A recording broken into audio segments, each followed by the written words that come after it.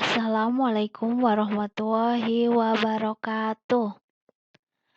Teman-teman, kembali lagi bersama saya Winda Dwi Hudana.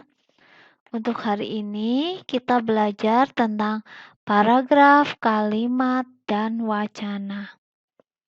Nah, untuk hari ini kita akan sharing tentang materi tersebut.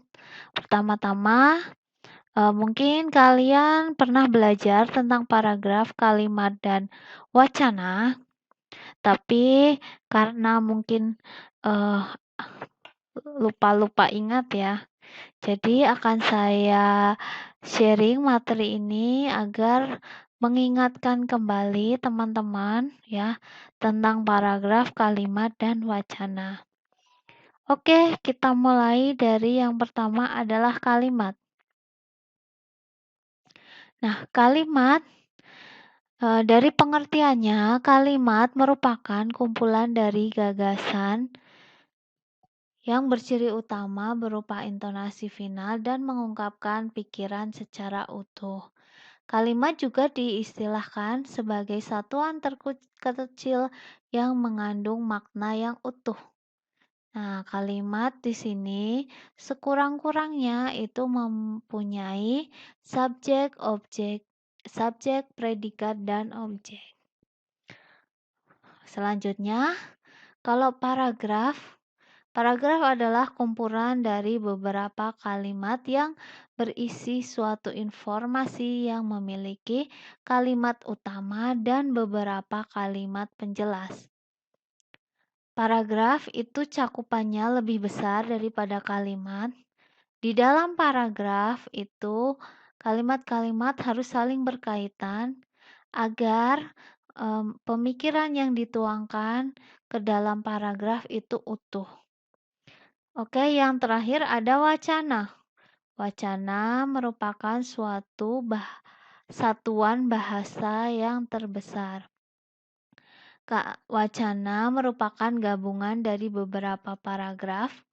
Nah, biasanya wacana itu merupakan kumpulan dari kalimat yang saling berkaitan dan menghubungkan antara preposisi yang membentuk satu kesatuan kalimat yang mengandung pemikiran yang utuh. Oke, untuk selanjutnya ada jenis-jenis kalimat. Nah, jenis kalimat itu ada dua, kalimat tunggal dan kalimat majemuk. Kalimat tunggal itu sekurang-kurangnya memiliki satu subjek, satu predikat, dan satu objek. Contohnya, Andi berkunjung ke rumahku. Nah, itu sudah mewakili satu subjek yaitu Andi, satu predikat yaitu berkunjung, dan satu objek itu ke rumahku. Nah, apabila ditambah dengan keterangan itu ada tadi pagi. Selanjutnya ada kalimat majemuk. Kalimat majemuk itu kalimat yang memiliki anak kalimat dan induk kalimat. Nah, contohnya, makan di restoran itu lebih mahal daripada di rumah. Selain itu, makan di restoran belum tentu terjaga kebersihan dan kesehatannya. Nah, di sini terdapat anak kalimat dan induk kalimat yang dipisahkan dengan konjungsi selain itu. Nah, ini kalimat majemuk. Oke, selanjutnya ada paragraf. Nah, paragraf di sini itu ada beberapa jenis ya. Yang pertama itu paragraf yang berdasarkan tujuannya itu dibagi menjadi 3. Paragraf pembuka berisi tentang suatu pengantar di dalam wacana. Sedangkan paragraf isi itu berisi tentang inti dari penyampaian wacana. Yang ketiga ada paragraf penutup. Paragraf penutup itu berisi tentang konklusi dan solusi dari permasalahan yang diungkapkan pada paragraf isi. Nah, paragraf pembuka itu berperan sebagai pembuka. Sedangkan paragraf inti itu merupakan isi dari sebuah wacana dan paragraf penutup itu simpulan dari sebuah wacana. Yang selanjutnya, menurut gagasan utama, paragraf dibagi menjadi 3. Ada paragraf deduktif, paragraf induktif, dan paragraf deduktif-induktif. Di sini ada paragraf deduktif. Paragraf deduktif yaitu paragraf yang gagasan utamanya ada di awal paragraf, maaf. Nah, di sini ada contoh. Pemuda Indonesia harus gigih dalam mengisi kemerdekaan dengan hal-hal yang positif. Kemerdekaan yang telah diwariskan oleh pahlawan jangan disia-siakan dengan bermalas-malasan dan bersenang-senang. Para pahlawan kita sudah susah payah dalam memberantas penjajah.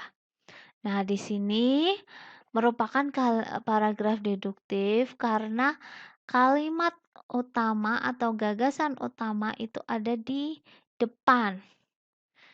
Pada kalimat pemuda Indonesia harus gigih dalam mengisi kemerdekaan dengan hal-hal positif. Kalimat selanjutnya adalah kalimat penjelas. Oke, selanjutnya yang kedua ada paragraf induktif. Paragraf induktif merupakan paragraf yang gagasan utamanya ada di akhir paragraf. Nah, contohnya, kemerdekaan yang telah diwariskan para pahlawan janganlah disia-siakan dengan bermalas-malasan dan bersenang-senang. Para pahlawan kita sudah susah payah dalam memberantas penjajah. Maka pemuda Indonesia harus gigih dalam mengisi kemerdekaan dengan hal-hal positif. Nah, di sini untuk paragraf induktif itu letak gagasan utamanya ada di akhir, yaitu pada kalimat pemuda Indonesia harus gigih dalam mengisi kemerdekaan dengan hal-hal positif. Nah, kita harus jeli untuk menentukan paragraf deduktif atau paragraf induktif.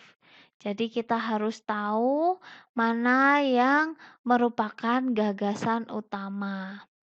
Oke, selanjutnya ada paragraf deduktif induktif.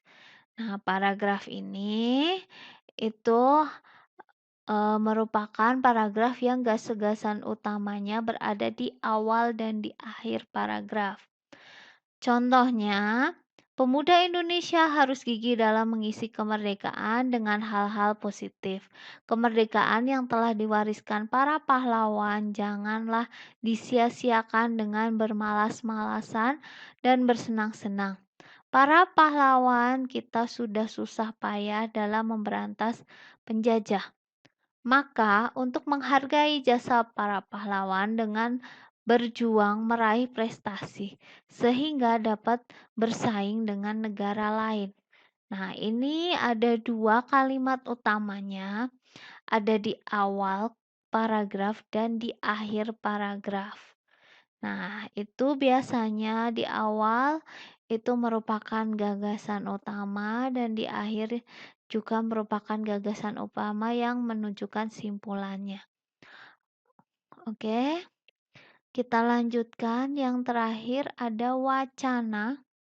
Nah, wacana itu ada 5 jenis yang umum kita tahu. Ada wacana deskripsi, wacana yang menggambarkan suatu keadaan sehingga pembaca dapat merasakan hal-hal yang dilukiskan oleh penulis. Selanjutnya ada wacana eksposisi, yaitu wacana yang berisi mengenai informasi penting. Selanjutnya ada wacana argumentasi, itu wacana yang berisi mengenai pendapat seseorang untuk memberikan alasan dalam menyetujui atau menolak suatu hal. Kemudian ada wacana narasi, yaitu wacana yang menunjukkan suatu peristiwa yang digambarkan secara sistematis sesuai dengan urutan kejadian.